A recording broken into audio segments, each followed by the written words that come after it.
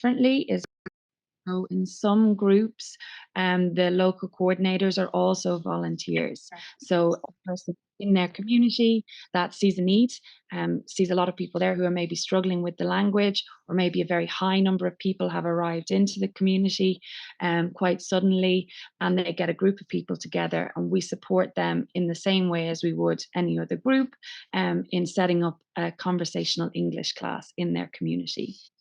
In other cases, leaders are working for an existing community organization.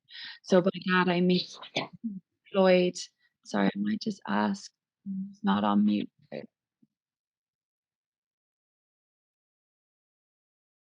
Sorry, I'm muting people now. Apologies. Um, so the local coordinator may be employed by an established community organisation. So that could be a local partnership, a county development company, a family resource centre. And this person is employed in that role. They hear about the Fáilte Isteach idea, or perhaps observe a class somewhere nearby and think that would work really well in our catchment area. So in the same way as we support volunteer coordinators, we support those coordinators as well in setting up a new group, providing training and resources and advice as needed. So either way, that's kind of the hierarchy, for want of a better phrase. Your immediate contact is usually that local coordinator person, and then those coordinators would have the most contact with us in Fáilte Isteach if they feel they need an in-person training, more resources, or they're struggling to find a venue or funding and things like that. So primarily though, volunteer led. Fáilte Isteach is all about community as well. It's very much rooted in the idea of local. It's why we have so many Fáilte Isteach classes across the country, sometimes a couple of kilometres up the road from each other. It goes without saying there is a huge demand at the moment for support such as this, but has been for a very, very long time. So our groups really work best when they are part of the fabric of a community. And we always encourage our groups, where possible, to run their classes in a public space as well. So anyone living in the community who needs language support can attend. We have a smaller number of groups that run within residential settings, so in direct provision centres or temporary accommodation spaces. And usually this is just for practical reasons, maybe transport is an issue. But for the most part, our classes run in those public spaces. So the idea of Fáilte Isteach is the door is open for anyone who needs it. We always try to encourage groups as well to work with volunteer tutors who are living in and around that community, to work with learners who maybe have just arrived or have been living there for a long time. Even during COVID, when about 85% of our classes moved online out of necessity, we still would have recruited volunteers from in and around an area to work with learners living there, because I suppose Fáilte Isteach is a lot more than that hour or 2 hour class that you do each week with learners. It's recognizing somebody on the street, it's the nod in the post office, it's really that sense of belonging that comes with spending time who have been living in your new community for a long time. So it's a really, really important part of Fáilte Isteach, that local and community element.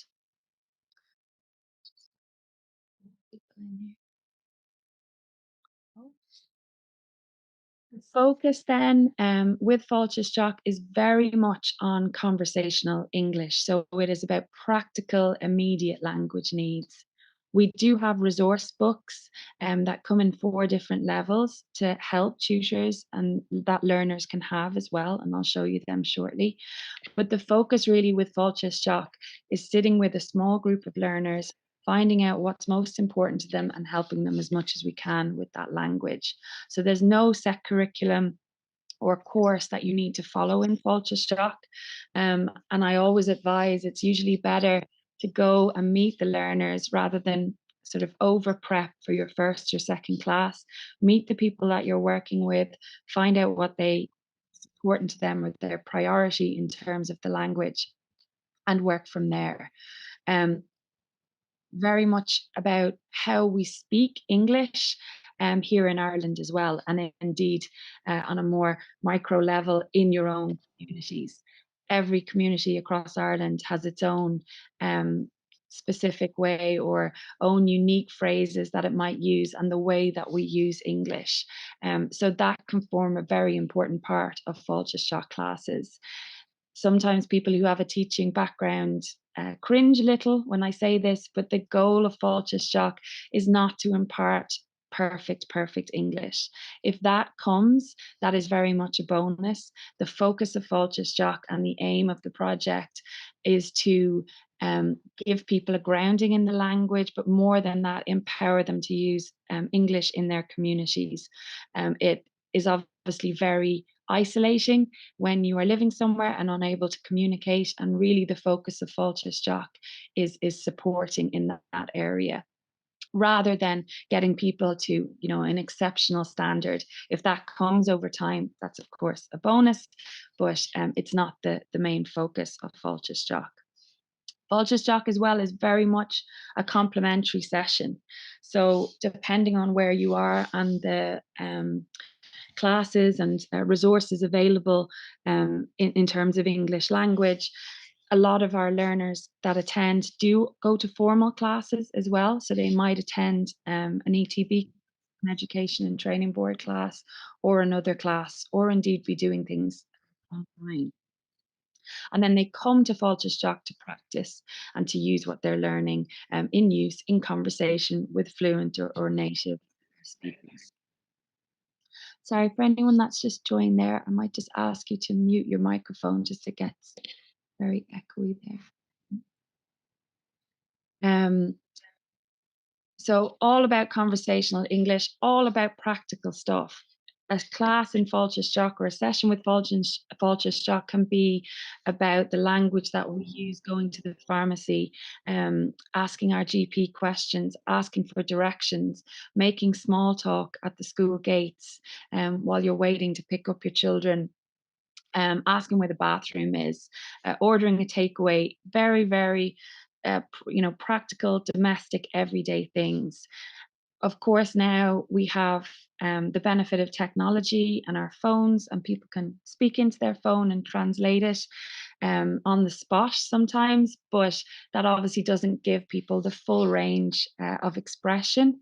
And it's not very empowering either to be able have to reach for your phone all the time to speak to someone or converse with someone. So the idea of Fáilte Seach, while phones can be useful in the classes, but it's to move away from that and really allow people to immerse themselves in the language and practice in a really safe, relaxed, and informal environment. Fáilte Seach is always open access and non-judgmental, and by that I mean Fáilte Seach classes are always aimed to be as open door as possible. So it doesn't matter what status people have, if they feel they need language support and want to join a community group. Perhaps their language is quite good, but want to practice and improve their fluency even and meet new people. The idea, capacity dependent, is that everybody is welcome. And we work with all refugees and migrants. And I suppose you can kind of break the demographic we work with up into sort of four clear groups. And some of you may know what these mean, but just so you, in case you hear these phrases a lot or these terms, we work with international protection applicants. So these are individuals that are seeking asylum here in Ireland and are going through the international protection process. We also work with program refugees, and these are individuals that may have been granted asylum in other countries but are being resettled here in Ireland. We work with temporary beneficiaries of temporary protection, and these currently are individuals arriving from Ukraine. And then we work with all other migrants. So that could be people who've moved here for economic reasons, people who've lived here for 10 years and just haven't started their language journey for whatever reasons, to au pairs and people that are here for short periods of time. So that makes for a very diverse space in Fáilte Isteach. And if you're working in a large group, it would not be unusual for there to be 26, 27 different nationalities in the room. Um, so this is a really interesting and engaging space, and it works really, really well. In fact, we find that the more diverse the nationalities are in a group, the better, and the more sustainable a group is. We do have, of course, groups that open in areas where there might be 100% of one nationality attending initially. So, for example, in the last year, we've opened a lot of classes in maybe more rural areas where all learners attending have been from Ukraine. But we have found as classes go on, a number of weeks pass, other people hear about the classes, and if it's in a space where the public can attend and not in an accommodation centre, people from all sorts of places that have maybe been living in the area for a long time begin to access the class as well. So that's a really, really positive part of Fáilte Isteach and opening in an open space. Fáilte Isteach is very social too. It is meant to be enjoyable for all parties. So, as a volunteer tutor, it shouldn't feel like a burden to be dragging yourself into Fáilte Isteach. It is meant to be fun. It is a vibrant learning space. It can be loud and chatty, obviously, and there's usually a lot of laughter in Fáilte Isteach as well. It's a space really where a lot of our learners find a bit of lightness for what for a very high percentage of them is an incredibly challenging period in their lives.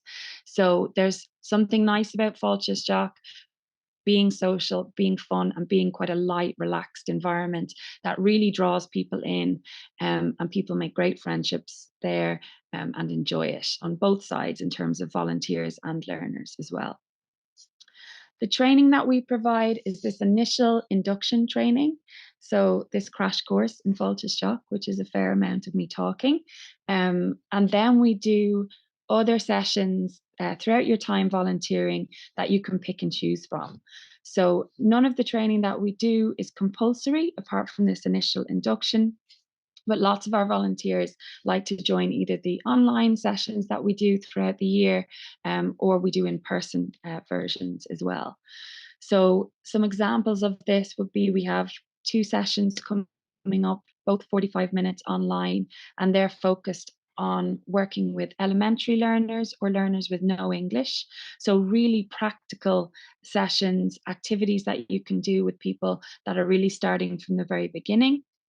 And then we also have a session for intermediate and advanced learners. So, language learning games for that level, conversation starters, how to build on the language that somebody might already have. So, they're really, really useful in terms of the more academic style training we do. And then we do trainings on sort of broader topics. So these would include, we have one coming up in collaboration with an organization called Akidwa. They support migrant women here in Ireland and have done for a long time. And they're doing a cultural competency training. So that's a full day session, and it's a workshop that goes through all the aspects of understanding and working in a multicultural environment, cultural sensitivities, and it's really, really useful when working in a project like Fáilte Isteach. If there was one training that I would really recommend people attending, it is the training that around trauma. So we have an online session coming up in November, and the dates for all of these are always shared with your coordinators and in turn sent on to you. The trauma training that we do in Fáilte Isteach is a very sort of non-expert, practical training. And it's really focused on a very specific type of trauma and trauma that can come from fleeing conflict, being in that type of space, or fleeing persecution. And it's something that impacts a very high number of the learners that attend Fáilte Isteach. So the training that we do goes through what that trauma is, what it can look like for an individual, how it can manifest in everyday situations, how it can impact your behaviors, and how you take in information, as an example. And then the training goes through really practical activities on how to best support those individuals. So, some examples would be you are working with a small group of learners, they come in every week on time. The first 10 or 15 minutes go really well. And then you feel that one or a number of your learners seem to switch off. Sometimes people even sort of without warning, get up and leave the table or need to move around.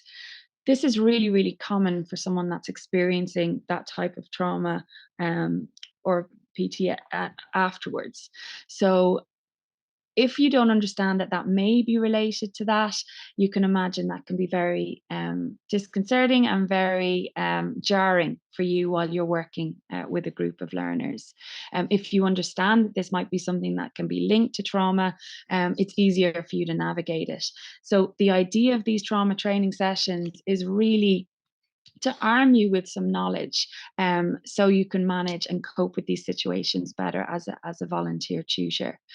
Um, it's also something that comes up occasionally where maybe something happens during a class. We recently had a situation, and unfortunately, this happens has happened quite a lot in the past number of months, where somebody was in class and had found out that they had lost a family member at home. So, obviously, that's a very traumatic situation in itself. It can be very hard to know what to do in that situation, how best to support someone. So, the training really goes through a lot of those scenarios and how you, just as another person, not as a psychotherapist or an expert, can be sensitive to these situations. And it just gives you some language to use and how best to approach them. It's really, really useful. Even if you don't end up volunteering with Fáilte, I think these training sessions are almost essential, unfortunately, in this day and age. So if there's one that I would recommend, it would really be the trauma training. So that date, and there'll be a couple of them. So there'll be one in November and another in January as well. Um, there's also a section in that training around self-care too. So it can be challenging working in a Fáilte space if you're hearing a lot of difficult experiences. Maybe people are sharing their stories with you as that sort of trust and rapport builds. That's obviously a positive thing, that people feel comfortable and that they trust you to share their stories. But it can be quite a lot to take on if you're hearing a lot of it on a regular basis. So the self-care section of the trauma training is really about checking in on yourself, making sure that you're doing okay in that environment, and being able to say to yourself, I might need to take a break for a couple of weeks or manage that.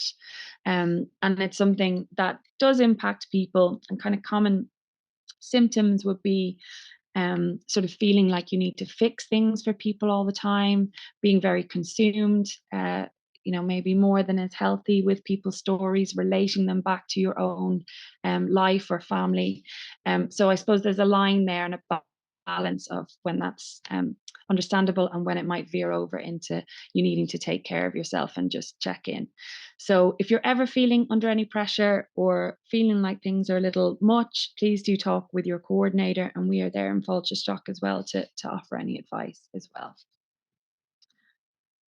Um, so a little bit now about the background of Fáilte. And if anyone has any questions, by the way, please do add them into the chat. It's either a good sign or a bad sign when there's no question. So, background.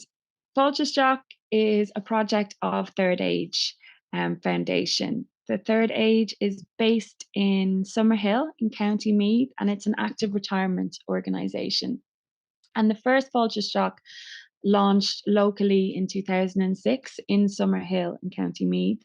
And really, how it started was the founder of Third Age noticed that there were a lot of new people in Summerhill, which is a relatively small community, and they were struggling to speak to longer standing members of the community, struggling to ask for things in the shop, order something in the restaurant.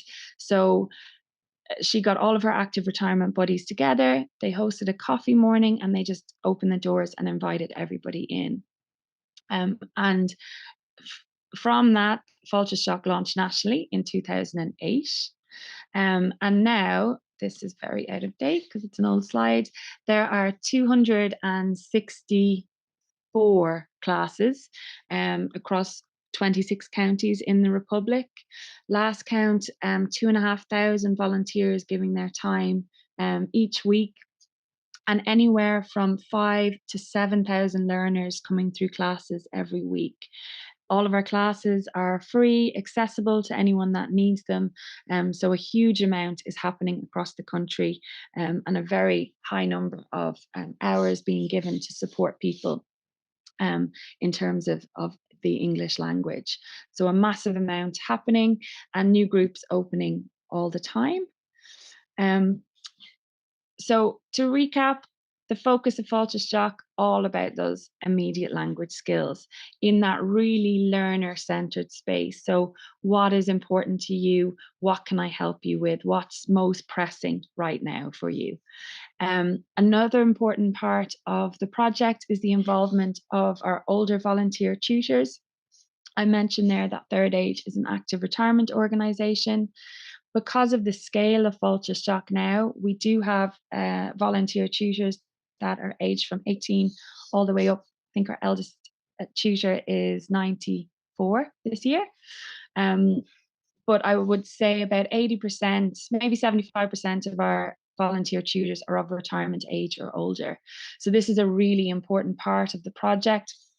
And the project really aims to recognise and value the skills and contribution that this demographic have to give to their communities as well. Above everything, Fáilte Shock is about integration, community spirit, all of that good stuff. And I mentioned there at the very start, it is more than that language class. It does have a huge impact on the people that are attending as well as the tutors. It's an amazing place to learn more about people, to really connect with people in a very natural way and a very authentic way. It's not a project that's like, we're going to integrate you now, let's check these boxes.